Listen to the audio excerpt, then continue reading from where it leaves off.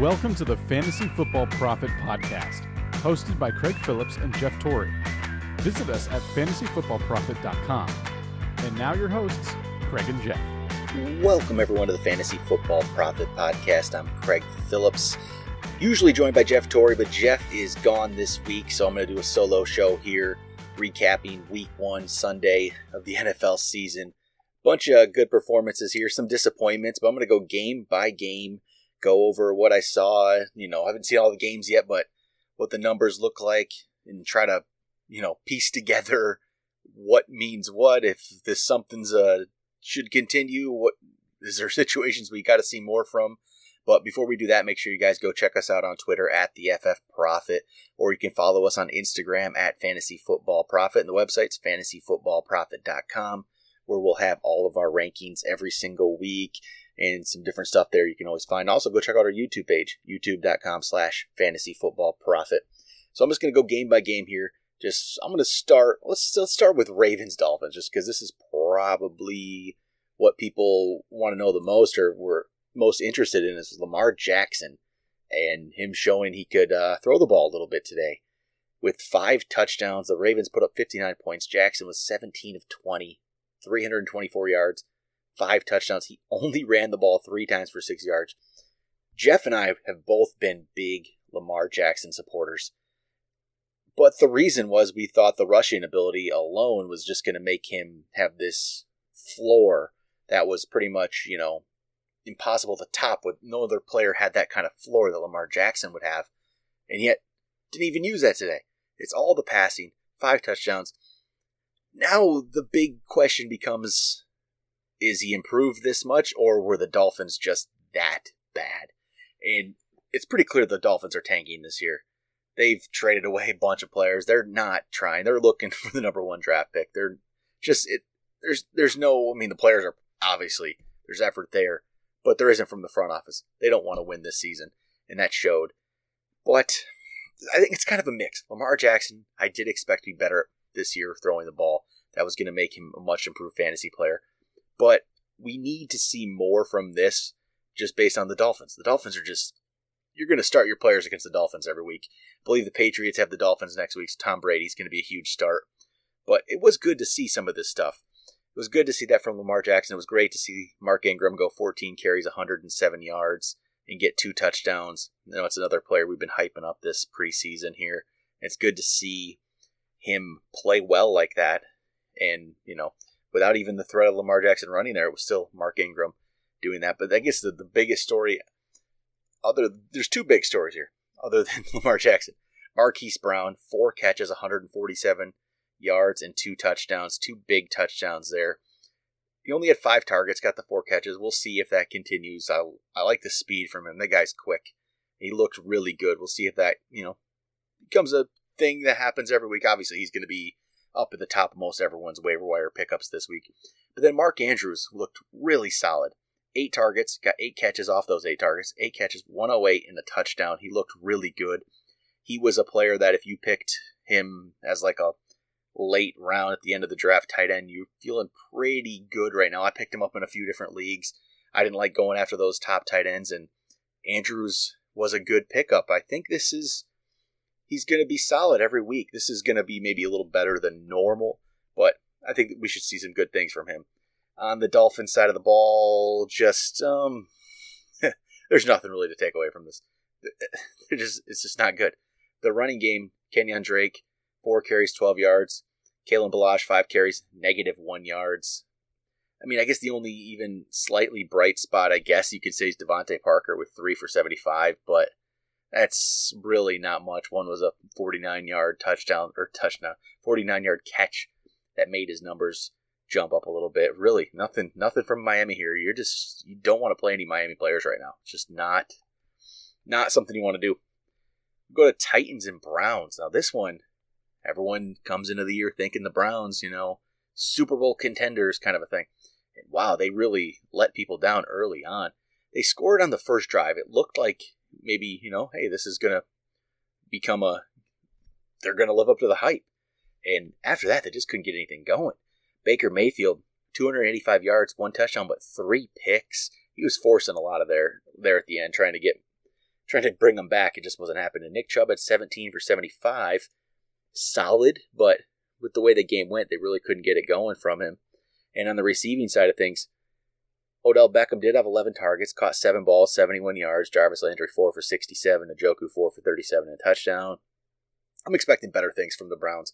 Don't panic yet. It wasn't pretty, but I think things will improve there. And on the Tennessee side, Marcus Mariota threw 3 touchdowns on only 14 of 24 passing, 248 yards. So we got the touchdowns there. Derrick Henry, 19 of 84 and a touchdown. Then also caught the 175-yard play there that really boosted his fantasy day. So it was a good performance from Derrick Henry, picking up where he left off at the end of last year. I wasn't as, sold on Henry, but, that's solid. And Dion Lewis really wasn't used there. 3 carries, 7 yards, had 3 catches for 6 yards. Not a lot going from there. It's definitely Derrick Henry getting the majority of the work, and, maybe we were a little low on Derrick Henry. The receiving side of the things, Corey Davis, 3 targets, no catches. That's just disappointing to see. A.J. Brown looked good, though, the rookie, 3 catches, 100 yards. And then Delaney Walker gets himself 2 touchdowns off 5 for 55, but Corey Davis, I keep hoping and thinking there's going to be something there, and it's just not happening right now. Let's go over Falcons, Vikings. Vikings pretty much in control the whole game, get the win. I thought Dalvin Cook looked great in this one. 21 carries, 111 yards, 2 touchdowns. He looked good. And even Alexander Mattison.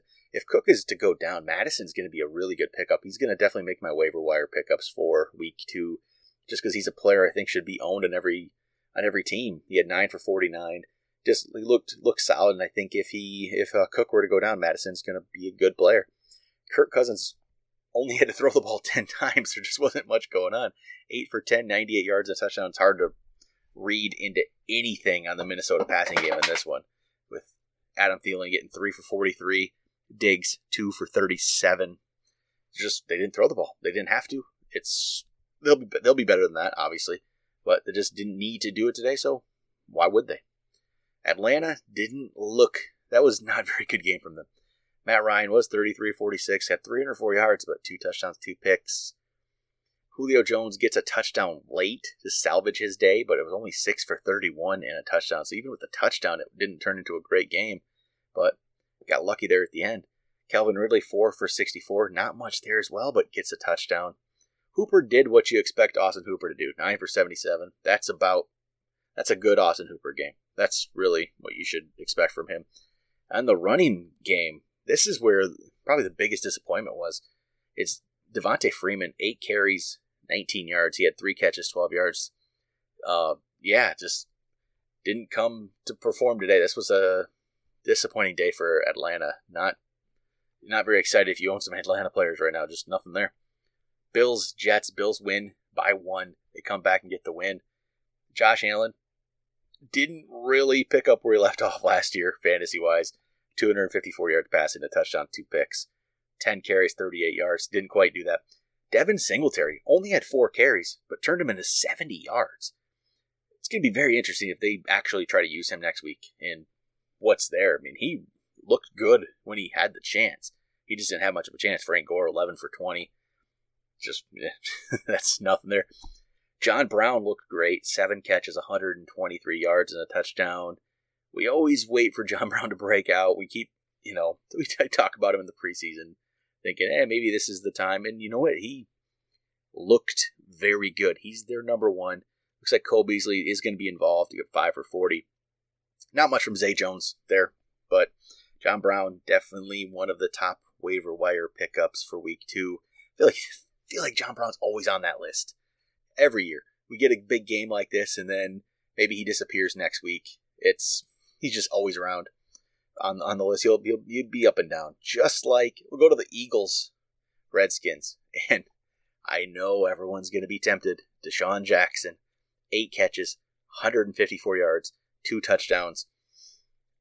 This was a little bit more than, I guess, just like, he had 2 big touchdowns, yes, but he still did have 10 targets.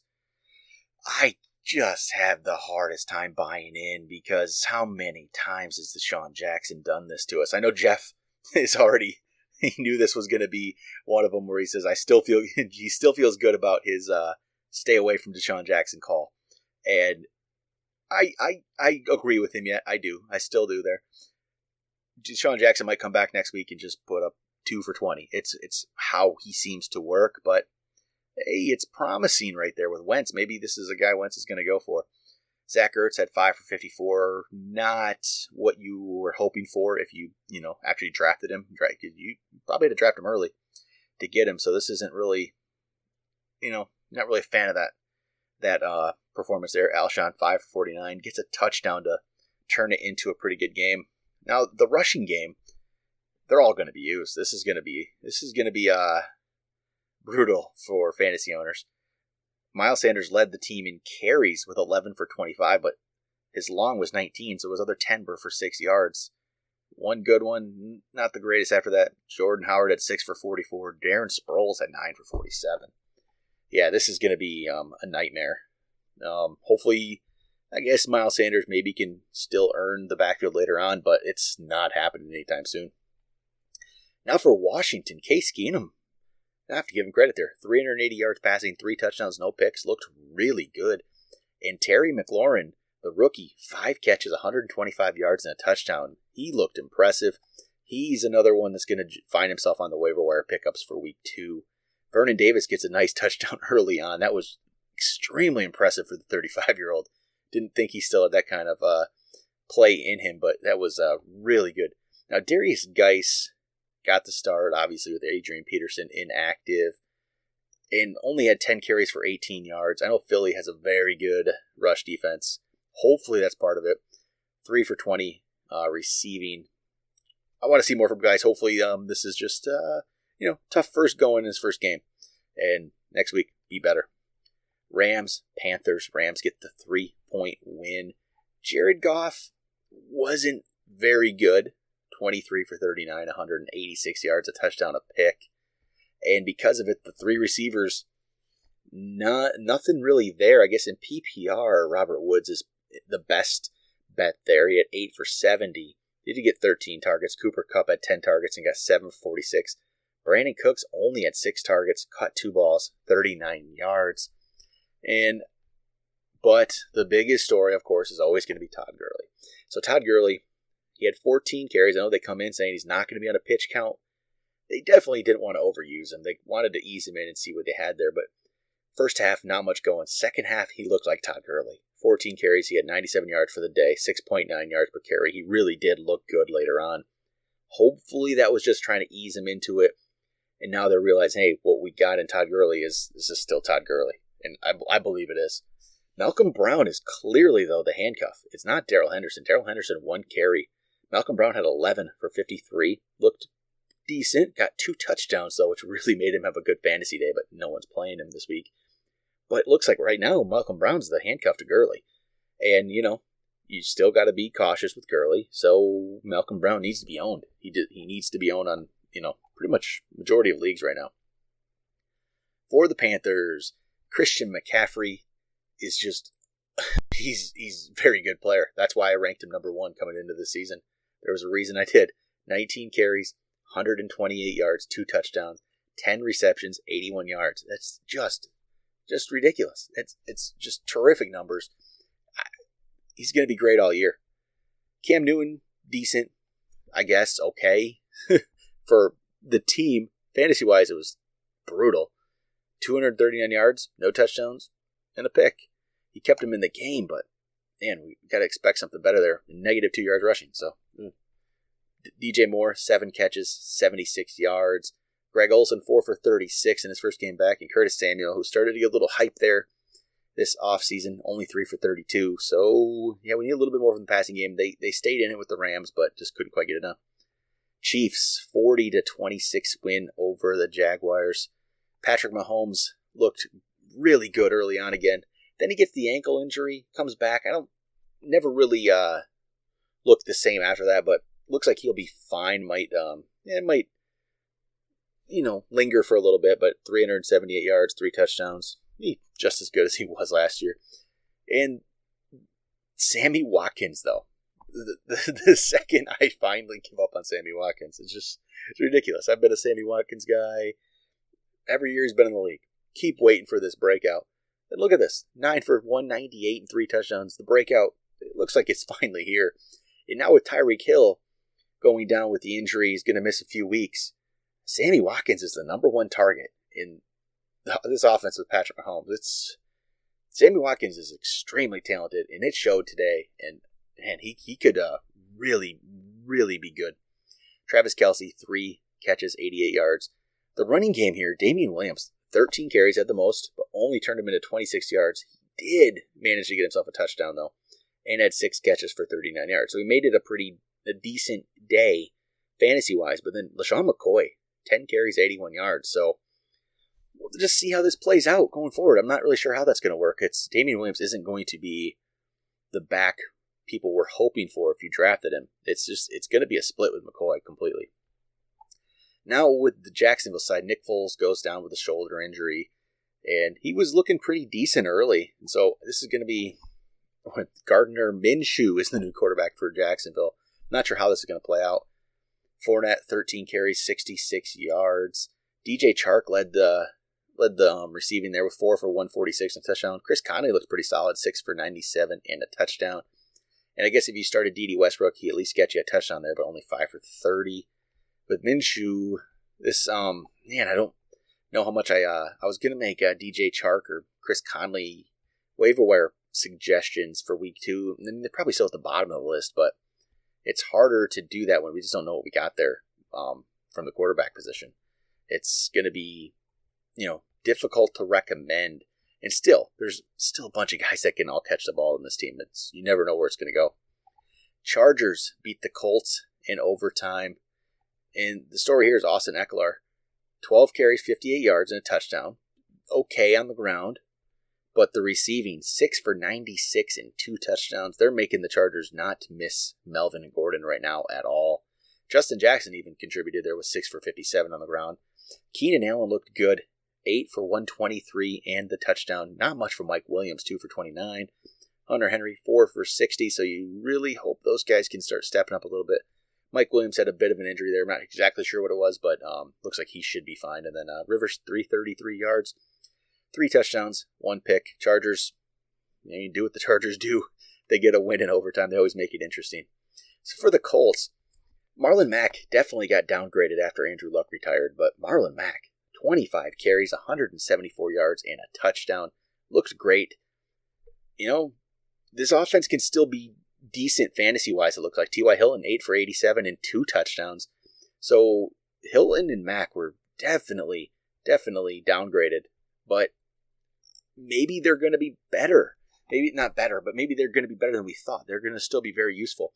I think Eric Ebron is definitely the one who suffered the most. Only 1 catch, 8 yards. He was a big Andrew Luck guy there, and it's not looking good right now for Eric Ebron. But Mack and Hilton still might, they're going to be pretty good fantasy options. Seahawks 21, Bengals 20. Russell Wilson 14 of 20, 196 yards, 2 touchdowns. An okay game. He didn't hurt you really in fantasy, but he didn't do much for you either, I guess I'll say. He just kind of kept it average. Chris Carson, 15 for 46 on the ground. Penny, 6 for 18. Everyone's expecting Seattle to run the ball a lot and be, a really good rushing attack. It just wasn't there today. Maybe that'll improve. Hopefully it will. DK Metcalf in his first game, 4 for 89, so there's some promise there. I know Jeff must have liked to see that, at least, coming off the injury, just had surgery, and he comes back and looks solid. Tyler Lockett was a bit of a disappointment. He didn't have a catch, I think, until the 4th quarter, and luckily, though, for fantasy owners, it was a 44-yard touchdown. Makes his day much better that way. But that is it. Metcalf with 89, Lockett with the 1. Chris Carson had 6 for 37. He led the team in targets with 7. I mean, it's an odd game there for Seattle, but they get the win. So I could see a lot of games like this for them this year. Ugly wins. Now, on Cincinnati's side, Andy Dalton, 418 yards and 2 touchdowns. So he had a really good fantasy output there. But the biggest story is John Ross. 7 for 158 and 2 touchdowns, 12 targets. Clearly, this is finally maybe living up to this potential. I've been waiting for this for 3 seasons now.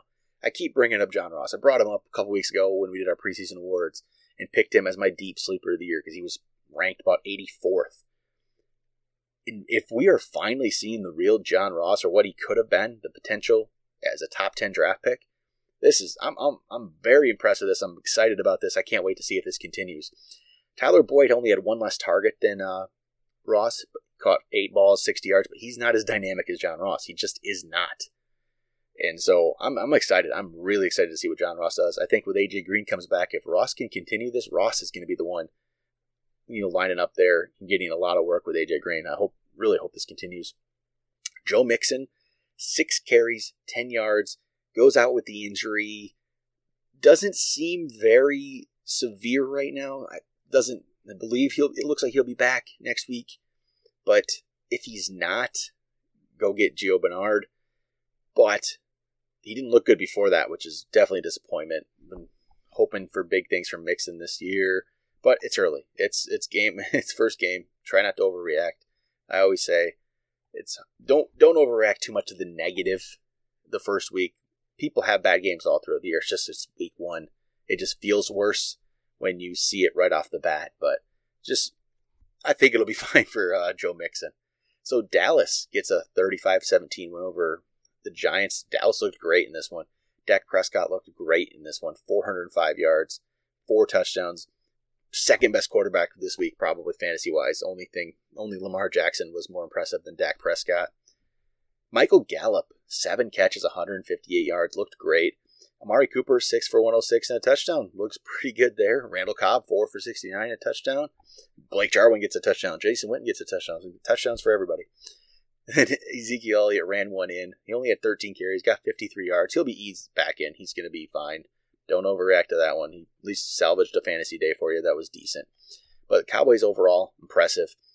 We've got to see if this isn't, obviously they have all kinds of talent on offense. This should continue. The Giants really aren't any good either, so I can see why you could be slightly skeptical, but Cowboys should be fine. Eli gets 306 yards passing for the Giants and a touchdown. Barkley, 11 carries only, but turns him into 120 yards because he's just Saquon Barkley. He's that good. Only 4 catches for 19, so didn't get much there, but on the receiving side, it was Evan Ingram leading the team with 11 for 116, 14 targets. I guess we should have seen this coming. Jeff and I have talked a million times about this, about how much better Evan Ingram was without Odell Beckham in the lineup. And here we go, first game without Odell Beckham on the Giants, and look at this, Evan Ingram, 11 for 116. Shouldn't be surprised, I guess. It's how he's always played, and he seems to be the main target right now of Eli. So don't be surprised if it continues. Lions and Cardinals tie in overtime, and as a Lions fan, this one was ugly. This shouldn't have been close. They had a 24-6 lead, and it's the same old Lions. That's all I can say here. Except, I was impressed early on with Stafford. I was excited to see that, hey, he looked like a quarterback we saw a few years ago, not the one from last year with 385 and 3 touchdowns. And he was throwing the ball to T.J. Hockenson. T.J. Hockenson, 6 for 131 and a touchdown. The best, debut of a tight end, I think, ever. It was a great game for Hockenson. And then Danny Amendola, 7 for 104 and a touchdown. Really impressive there as well. Those two outshined Marvin Jones and Kenny Galladay. Kenny Galladay at least got a touchdown to make it interesting. But the Lions, man, it's the life of a Lions fan. Kerryon Johnson, 16 carries, 49 yards. Now he's getting a lot of hype there, especially after Riddick was gone. But you know what? They're still... It's just not... I don't know. It's the Lions. I don't know what to say. It's the Lions. They still ran the ball with C.J. Anderson 11 times. It's... You're gonna be up and down. Cardinals, on the other hand, they looked terrible early. It was... I don't know what else you can say. They looked terrible. And fourth quarter, there we go. They're starting to look like the offense maybe people were expecting. But then again, hey, it's the Lions you're playing against, so what do you know? Kyler Murray, 308, 2 touchdowns. David Johnson, 18 carries, 82 yards. He catches 6 balls for 55 and a touchdown. Larry Fitzgerald, 8 for 113 and a touchdown. Man, we really just wrote off Larry Fitzgerald. But, man, He just keeps going. 8 for 113 and a touchdown. Just never stops with Larry Fitzgerald. And then Christian Kirk, a little bit of disappointment there. 4 for 32.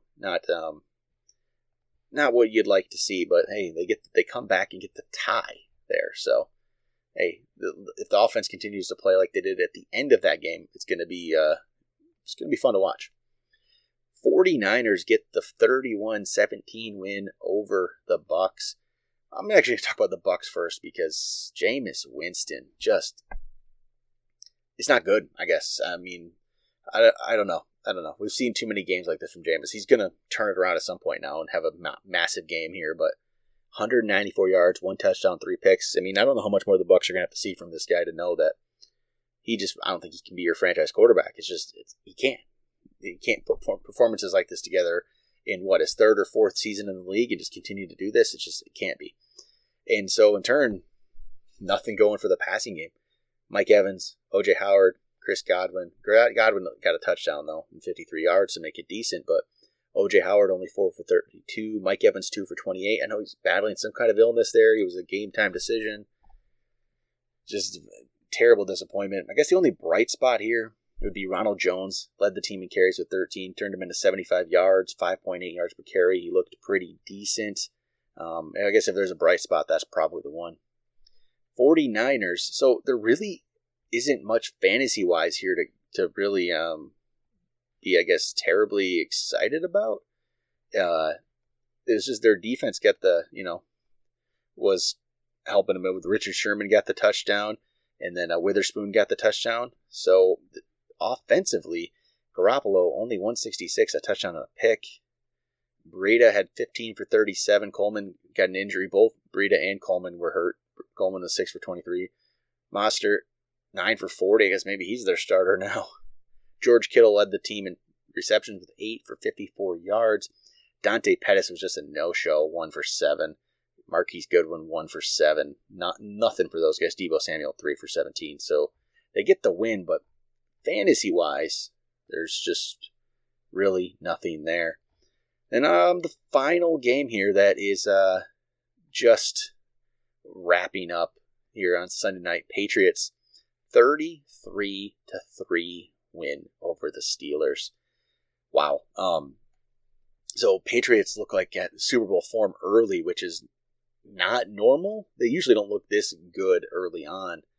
Brady, 341 yards, 3 touchdowns. Everyone that was ranking him way down there, maybe we were all wrong. I guess I only had him, I don't remember exactly, 14th, 15th, which still, maybe this is too low, especially not getting Antonio Brown. It's going to be very interesting. The receiving game kind of went everywhere. Everyone kind of got involved. Julian Edelman led in targets and receptions with 6 for 83. Philip Dorsett had the most yards and touchdowns, 4 for 95 and 2 touchdowns. Josh Gordon had 3 for 73 and a touchdown. James White got involved, 5 for 56. Burkhead got involved, 5 for 41. It's typical Patriots. Everyone's getting involved. Sony Michel, though, huge disappointment today. 15 carries, 14 yards. Rex Burkhead looked better, 8 for 44. Sony Michel just could not get going today. And hopefully this is just a one-game thing. Damian Harris wasn't active, but man, if Sony Michel plays like that again, maybe they're going to have to make Damian Harris active and see what he can do. That was just ugly from Michel. And speaking of ugly, the Steelers. Wow. Man, maybe they are missing Antonio Brown. And this was, not good all around. But Roethlisberger, 276, no touchdowns, a pick. James Conner, 10 carries for 21 yards. He got 4 for 44 receiving, so at least he had 65 total yards. But man, not what you were hoping for if you drafted James Conner early. Same thing, Juju Smith-Schuster, 6 for 78.